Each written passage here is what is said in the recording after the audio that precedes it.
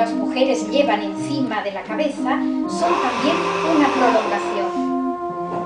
De niño, la mayoría de las mujeres del mundo en que me movía iban casi siempre con algo encima de la cabeza. Un peso, cestos y banastas con fruta, patatas o pescados, lotes de ropa, haces de hierba o cereales, o helechos, herradas de agua y calderos de zinc, cántaras de leche, sacos de grano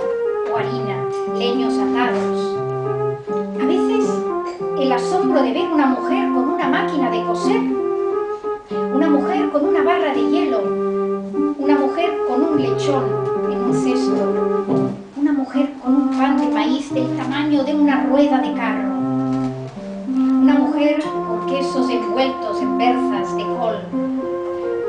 una mujer con una cesta de erizos de mar, puñetazos encarnados, denegridos de un sueño astrográfico,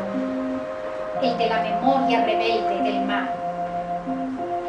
Lo que veo ahora, esos recuerdos ensartados, son signos que emergen con una fuerza expresiva que me hace ir hechizado detrás de ellas, detrás de esas mujeres poema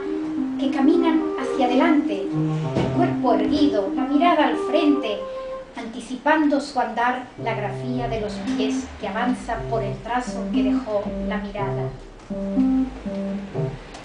Así veo hoy la poesía. Es la escritura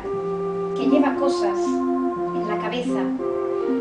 la caravana de las palabras que llevan un peso sobre la corona de paño, sobre las vértebras, la memoria, la prolongación, el peso del dolor, pero también la alegre excitación de quien lleva algo más una reexistencia,